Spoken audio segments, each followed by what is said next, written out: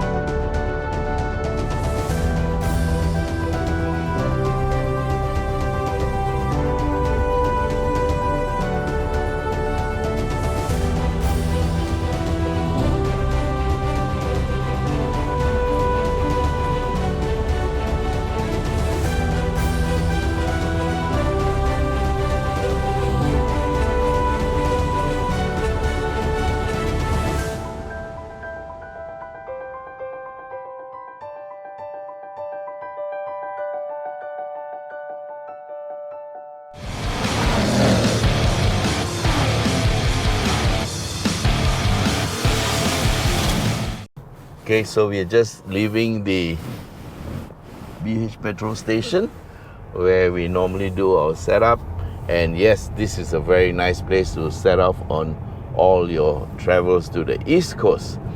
Okay, so we are in the Kia Sorento 2.2 diesel, and we have a bit of a distance to cover before we get to the start of our usual hill climb. Yeah, so here's a little bit about the vehicle.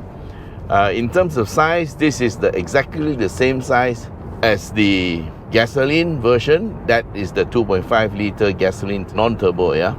And of course, the gasoline engine has less power, 177 PS and 232 Newton meters of torque, compared to this one, which has 199 horsepower and 440 Newton meters of torque. Size-wise, is exactly the same in length, 4810 mm long and 1900 mm wide, 1700 mm tall, and wheelbase 2815. Now this puts it into the D segment of SUVs, and the C segment is between 2600 to 2700. Okay, and this is 2815, so it is longer wheelbase, which means there is more internal space. Now the seat configuration is 6-seater because the center 2 seats are individual seats, are not a bench type of seat, and so there is more space in between, and you get also a walk-through cabin for the rear. In terms of weight, because of the diesel engine, it is heavier, so plus a few other things. Yeah, first of all, the gasoline engine has a 6-speed auto, but this one has an 8-speed direct clutch transmission, or DCT. So it's going to make things a little bit different, because an 8-speed DCT is going to be more fun than a 6-speed auto. Now, in terms of safety, this car is fully loaded, yeah. So we'll start at the front. You get your auto headlights, that means auto dim, yeah, and LED lights all around, of course. And then we have the blind spot monitor. That includes also when you signal left or right, you get another video monitor camera that lights up the left hand side or right hand side depending on which side of the signal you engage, and you can see the view from your mirror towards the back of the car. So that's very useful. And then it also has the forward collision assist, yes, and also for the blind spot monitor, it's got another one that is to, in case there's a car that's coming by and you try to move, it will try to steer you back. Yeah, so that also is active in that sense. And of course you have your collision mitigation and also multiple braking. So there's also follow-up braking in case there is a collision, so that you do not get into any further collisions. Yep. And of course you got rear cross traffic alert, and it also brakes the car if there is a vehicle coming and you still do not respond. It will stop your car. That can be quite disconcerting, yeah. But anyway, these are all the features for safety, and of course it's got traction control and ESC, which can be switched off, fortunately, and we're going to switch them off later.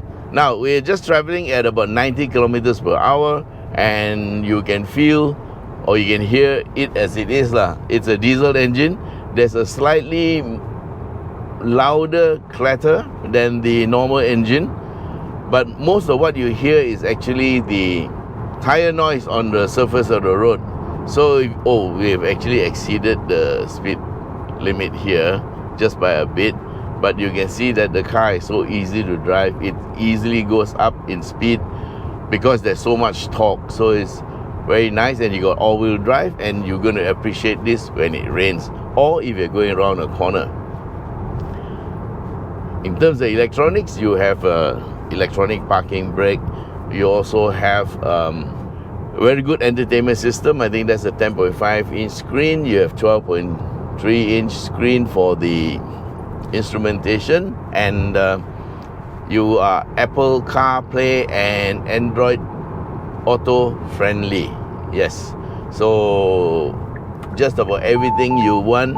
Okay, that's a warning. So just about everything you want in a vehicle is here. And other than the DCT, you also have paddle shifters. Yes, so the gasoline version doesn't have it. This one has it, and there are also driving modes. So let's have a look. Yeah, that we are in comfort mode. Then they have eco mode, which saves you more fuel, and we have sport mode, and finally there is a smart mode, and you can see the meter changes color each time. So let's go back to sport mode and leave it there. Now for the safety features, there's another thing. They have lane departure warning and also lane keep assist, which is keeps you in the lane, and then they have also lane following assist, which means it will take you to the center of the lane and keep you there. And there's a very nice trick you can have. I'm going to turn it on, yeah. And when you have it on, and once it's engaged, it actually turns the car for you. Look at it. Look at this. I'm going around the corner, and the steering is turning by itself. I'm just holding on to the steering, yeah. And so it's kind of like semi-autonomous driving. It's very good for long distance, and you want the car to follow the lane without much input. Well, you still have to have input, yeah. So it will actually follow the lane and help you to take the corner, so your fatigue is reduced. And I used this on the trip to Penang. I did that for the gasoline version, and yes, it works just as well on the diesel version. And there is also a heads-up display that shows your speed and also which of the features are working or in operation. Now we're going to turn back the steering assist off because we want to be in full control. Yes, and the steering wheel is adjustable for reach and rake, and you have 8-way powered seats for the driver and co-driver. So yes, this vehicle is really complete. So you can invoke manual anytime. We are in manual now, and I think it goes back into auto after a while. So in terms of handling, it should be better than most SUVs because it has all-wheel drive, and of course it also has traction control, which we haven't turned off. You will turn it off later. Okay, to give it more, I'm going to go into manual mode by shifting the gear lever to the left, and we are in sport mode. So there's a button here, traction control disable and ESC disable. So you just press and hold. So simple. Yeah, even the lane keep and all that, you don't have to go into the system. There's a button for you to turn it on or off. Okay, shift down.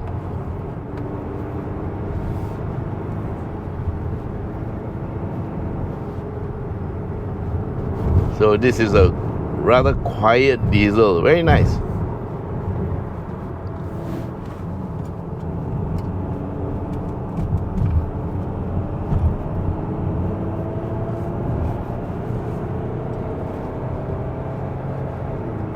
Oh, it shifts up by itself.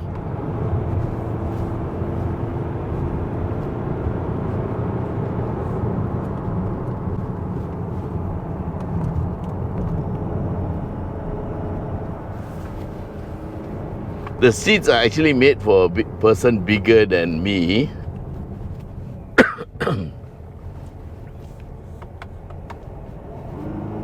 So I have to tighten my belt a bit. Thank you so much.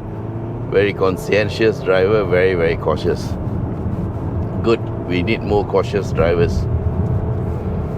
Okay, so this is the first turn. Third gear, yeah. Okay, we can't shift to second. But third gear seems to have enough torque. And of course there's 8 speeds, yeah.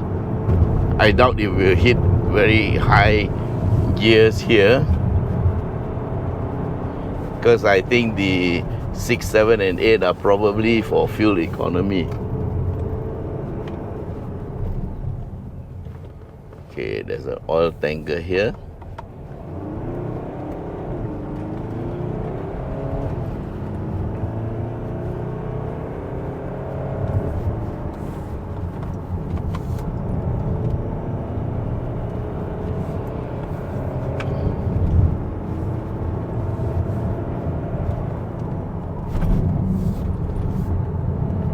So how does it handle? Quite nice. So you don't have to worry so much about the gears. All you have to do is shift down and you'll do the shifting up for you.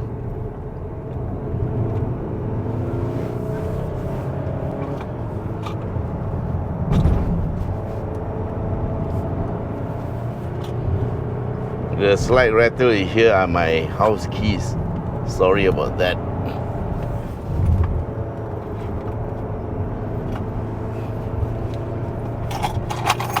Okay, I put them this side.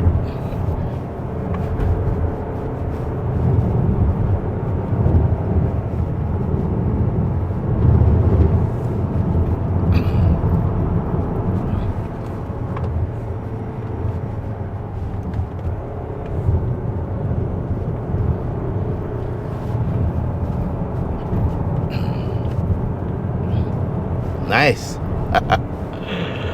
Okay, of course the SUV can never handle as well as a car because it's higher, but with all-wheel drive it seems to level the playing field a bit, because we still have to remember that the center of gravity is a bit higher than that of a car, and we have to practice some reserve going to the corners.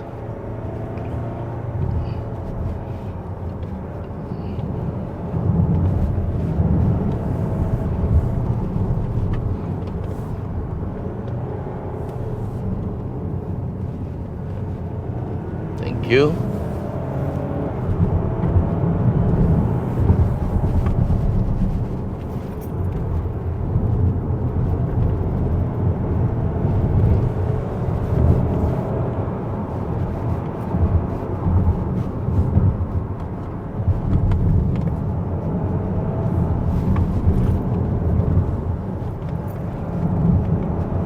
Very nice. can take the corners quite well. Woo!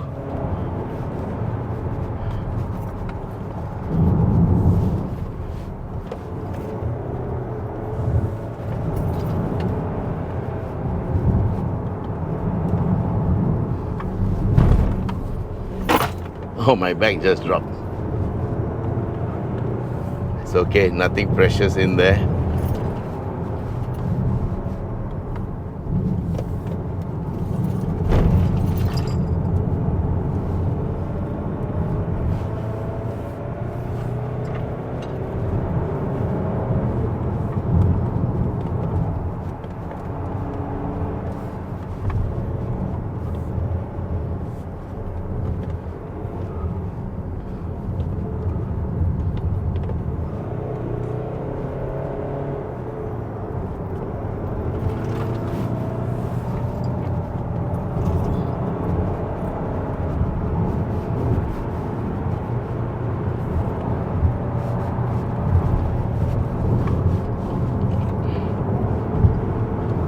For a SUV is really agile.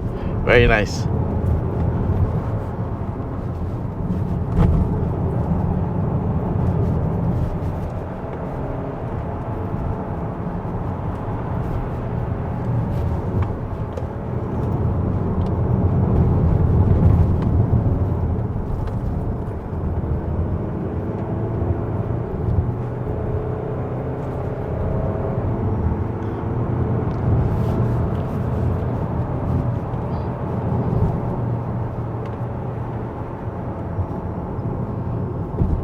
Motorbike on the road, plus trucks, more motorbikes and cars, so we have to slow down here.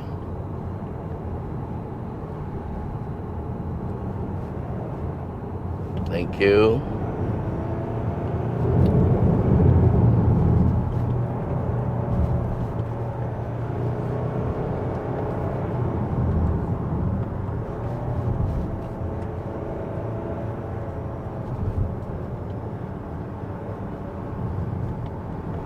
Just to make sure that he doesn't get into my path.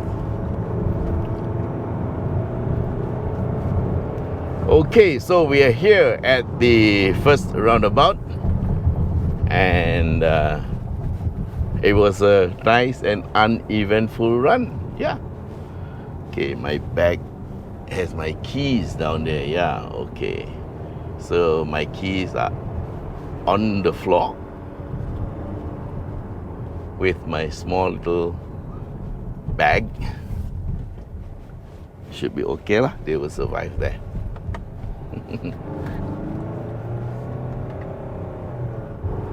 Very nice and smooth.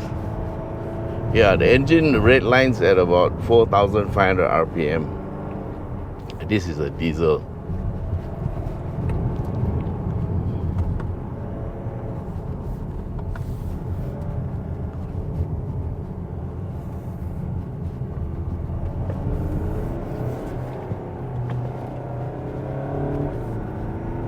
Just wanted to make sure he wasn't coming out.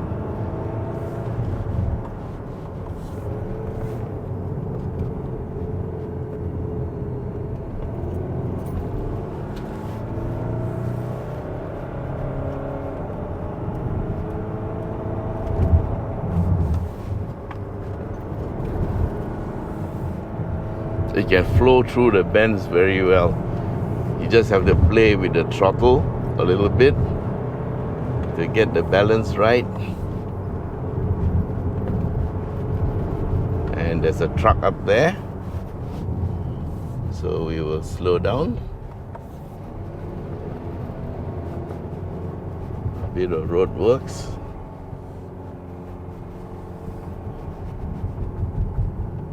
And a car with its reverse lights wired wrongly.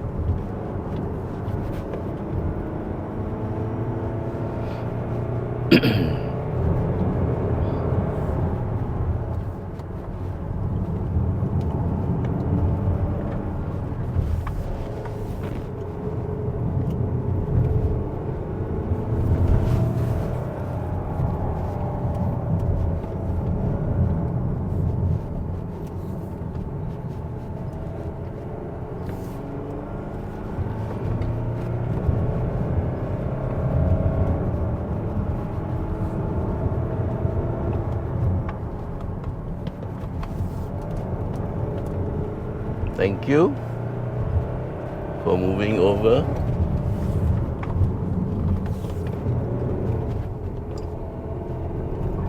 "440 Newton meters of torque," yes. It pulls out of the corner very well.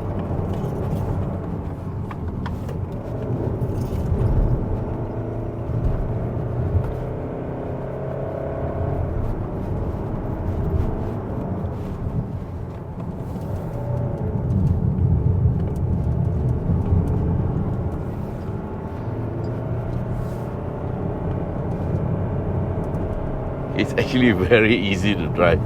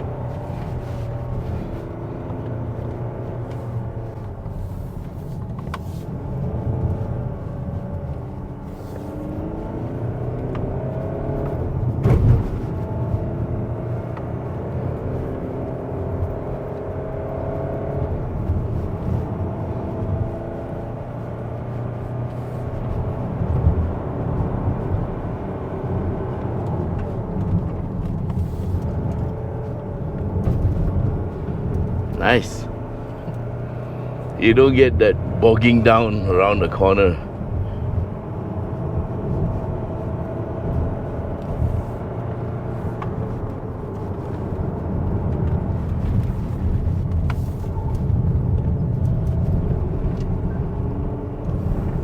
Very, very nice.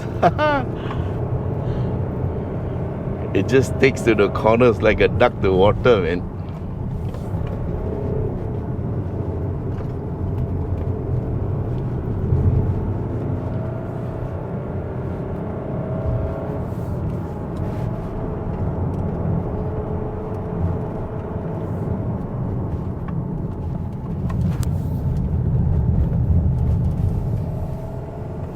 So nice.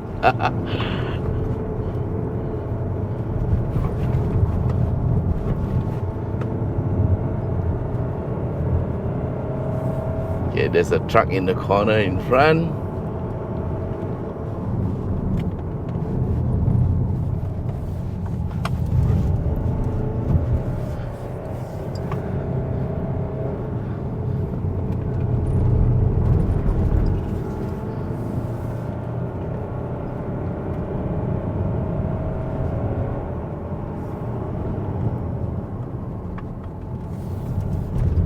And this is the last bend.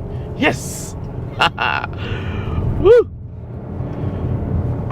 Well, we made it in one piece. Yes! Lovely. Okay, so this was the diesel 2.2 all-wheel drive version of the Kia Sorento. So can it go up the mountain? Yes, it can. Is it very fast? Well, it's not the fastest car we've driven, but it can give a good account of itself. Yeah, today it was a very lonely drive. There were no other cars, so there were some that were going slow, and of course we overtook them. There was no other yardstick, but I can tell you the car actually handles itself very well. So guys, here is the advantage of all-wheel drive. If you're driving a two-wheel drive version versus an all-wheel drive, the all-wheel drive will be able to corner much more comfortably than the two-wheel drive can. And you are really going to appreciate it if you came up one morning and the road is wet, because with all-wheel drive, you will have fun. It will be easier to drive, you'll have much better control, and while others are slipping and sliding all over, you will be nice and cool on the road. Yeah. So, comparison between the 2.2 diesel versus the 2.5 liter petrol. Well, 199 horsepower versus 177, there's already an increase there.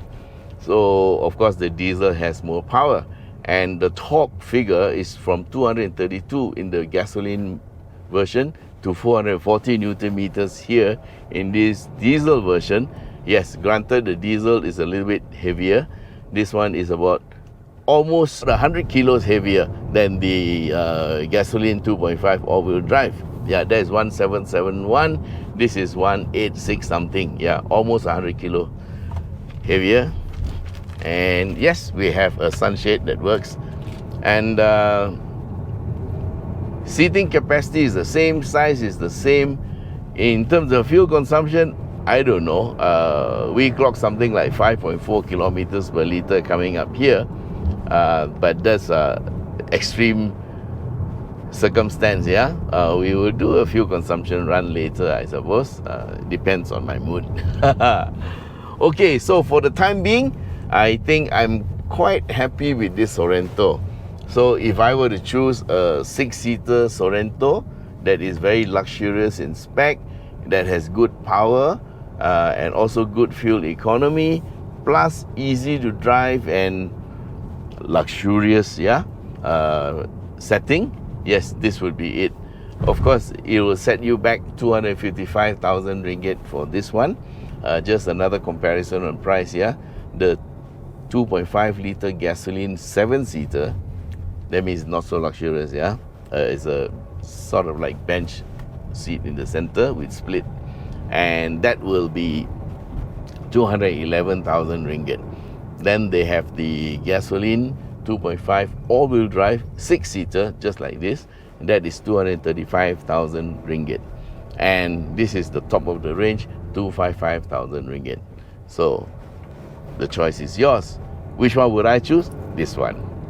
Okay guys, so thanks for being with us, and we hope you like the video. Please do remember to like and share, and if you haven't subscribed, please consider doing that, because we need all the subscribers we can get. It's absolutely free of charge. All you got to do is press that subscribe button and press the like button, and you're done. So thanks very much for being with us, and till we meet again in the next video. Bye bye.